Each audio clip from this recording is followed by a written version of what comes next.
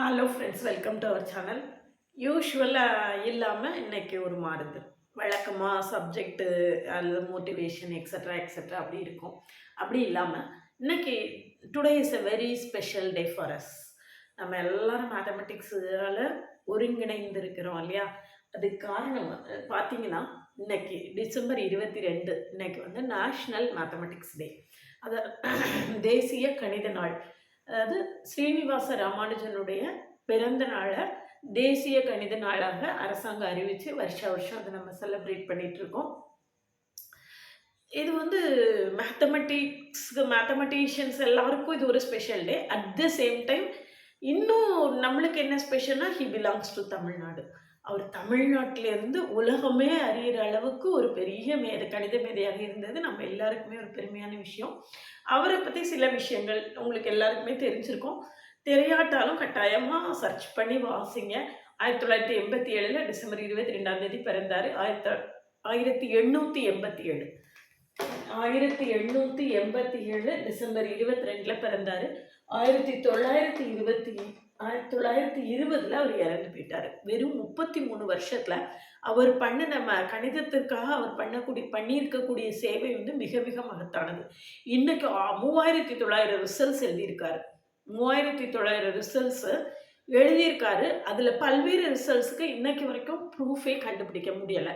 ஏன்னா அவருக்கு பார்த்தா ரொம்ப எளிமையாக இதில் என்ன இருக்குது அப்படின்னு சொல்லி ரொம்ப ஆப்வியஸாக தெரிஞ்ச பல விஷயங்களை நம்மளில் பல பேருக்கு இன்னைக்கு பிஹெச்டி டாப்பிக்காக எடுத்து ஒர்க் பண்ணிட்டு இருக்காங்க. பல்வேறு விஷயங்களுக்கான ஆன்சர்ஸே கண்டுபிடிக்க முடியாத அளவுக்கு ஹெவியாக இருக்குது. அவருடைய நாலேஜ், அவருடைய மூளை வந்து அந்த அளவுக்கு ஷார்ப்பாக வேலை செஞ்சுருக்கு. நாம் என்ன லெவலில் இருக்கோம், அவர் என்ன லெவலில் இருந்திருக்காரு அப்படிங்கிறது விஷயமா நல்லா நிறைய சர்ச் பண்ணி வாசித்து பாருங்கள். It will be very interesting. அதனால் அவர் வந்து ரொம்ப ஸ்கூல் படிக்கிற காலத்துலேயே ட்ரிக்னாமெட்ரி எல்லாம் ரொம்ப ஸ்கூல் படிக்கிற காலத்தில் காலேஜில் உள்ள ட்ரிக்னாமெட்ரியை ரொம்ப ஈஸியாக வாசித்து காலேஜ் ஸ்டூடெண்ட்ஸ்க்கே எக்ஸ்பிளைன் பண்ணி கொடுப்பார். அந்த அளவுக்கு அவருடைய நாலேஜ் இருந்திருக்கு. அதாவது மேத்ஸ் இல்லாமல் அவரால் வாழவே முடியாது அப்படிங்கிற அளவுக்கு அவர் சொல்லி பல்வேறு விஷயங்கள் என்ன சொல்லியிருக்காருன்னா, எனக்கு தானாகவே தோணுது, இன்ட்யூஷன் அப்படின்னு சொல்லுவாங்க. தானாகவே தோணுது சில விஷயங்கள். எனக்கு வந்து அது இறைவனுடைய அருளால், நாமகிரி தாயாருடைய அருளால் எனக்கு அது தோணுது அப்படின்னு சொல்லி அவர் சொல்லியிருக்காரு. பல்வேறு விஷயங்கள் அவருக்கு கொடுத்த ரிசல்ட்ஸை இன்னைக்கு வரைக்கும் ப்ரூவ் பண்ண முடியாமல் சங்கடப்பட்டு இருக்கக்கூடிய நிலைமையில தான் நம்ம இருக்கோம். நேஷ்னல் மேத்தமெட்டிக்ஸ் டேல இன்னொரு விஷயம் என்ன அப்படின்னு கேட்டிங்கன்னா, இன்னைக்கு அன்றாட வாழ்க்கையில் தினம் தினம் நம்ம காலையில் எழுந்திரிச்சு செய்யக்கூடிய சின்ன சின்ன வேலைகள்லேருந்து ஸ்பேஸ் வரைக்கும் மேத்ஸ் இல்லாமல் உலகமே இல்லை. அதுதான் maths is queen of all science subjects இல்லையா? Maths is the queen of all science subjects அப்படிங்கும்போது மேத்ஸ் இல்லாமல் உலகமே இல்லை. Maths pillar of all science subjects. எல்லாருக்கும் மேத்ஸ் இல்லைனா ஃபிசிக்ஸ் கிடையாது, மேத்ஸ் இல்லைனா கெமிஸ்ட்ரி கிடையாது, மேத்ஸ் இல்லைனா ஸ்பேஸ் கிடையாது.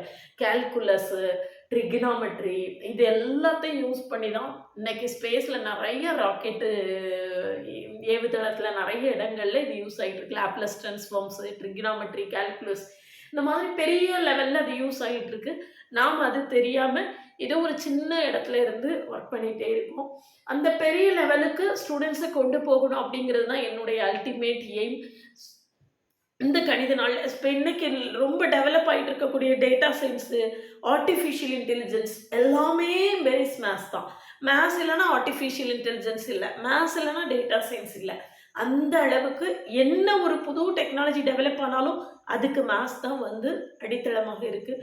அந்த அளவுக்கு ஒரு ரொம்ப ரொம்ப ரொம்ப ஒரு எல்லாருக்குமே பயன்படக்கூடிய ஒரு சப்ஜெக்டை நாம் படிச்சிருக்கோம் அப்படிங்கிறதுல we must be proud of it. நம்ம நிச்சயமாக அதுக்காக ரொம்ப ரொம்ப பெருமையோடு இருக்கணும். அட் த சேம் டைம் அந்த சப்ஜெக்டை இன்டெப்த்தாக நிறைய வாஸ்டாக புரிஞ்சு படிச்சுக்கணும் அப்படிங்கிறது ரொம்ப ரொம்ப முக்கியமான விஷயம். நான் எந்த சூழ்நிலையிலையும் மனப்பாடமாக ரிசல்ட்ஸை படிக்கவே மாட்டேன். நான் அண்டர்ஸ்டாண்ட் பண்ணிக்குவேன். Each and every thing understand பண்ணிக்குவேன். அப்படி அண்டர்ஸ்டாண்ட் பண்ணி படித்தாதான் நம்ம அடுத்தடுத்த லெவலுக்கு ஸ்பேஸ் லெவலில் போய் ஒர்க் பண்ணணும். அப்படின்னா நிறைய புரிதல் தேவை. நிறைய புரிதல் இருந்தால் மட்டும்தான் நம்ம அந்த லெவலுக்கு போக முடியும். அதனால் மாணவர்களை அந்த லெவலுக்கு கொண்டு போகணுங்கிறது தான் என்னுடைய அல்டிமேட் எய்ம். இந்த நாளில் நான் மாணவர்களுக்கு அந்த லெவலில் கொண்டு போகிறதுக்கான பணிகளை தொடர்ந்து செய்வேன் அப்படிங்கிற உறுதிமொழியை நான் எடுக்கக்கூடிய அதே நேரத்தில் நீங்கள் எல்லாரும் நான் நிச்சயமாக புரிந்து மட்டும் தான் படிப்பேன். ஈச் அண்ட் எவ்ரிதிங் அண்டர்ஸ்டாண்ட் பண்ணி படிப்பேன். நான் வந்து ஸ்பேஸ் லெவலுக்கு பெரிய லெவலுக்கு நான் ஒர்க் பண்றதுக்கான முயற்சிகள்ல நான் இன்னையிலேருந்து ஈடுபட ஆரம்பிப்பேன் அப்படிங்கிற உறுதிமொழியையும் இந்த கணித நாள்ல நம்ம எடுத்துக்கணும். அத தொடர்ந்து ஃபாலோ பண்ணணும்.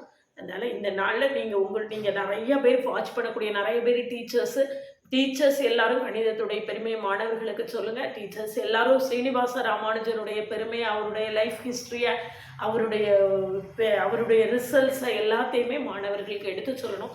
அடுத்த தலைமுறைக்கு நாம சீனிவாச ராமானுஜருடைய பெருமையை கொண்டு சேர்க்க வேண்டிய கடமை நம்மளுக்கு இருக்கு. அதுல நீங்க எல்லாரும் சேர்ந்து ஈடுபடணும் அப்படிங்கிறது தான் இந்த கணித நாள்ல என்னுடைய வேண்டுகோள்.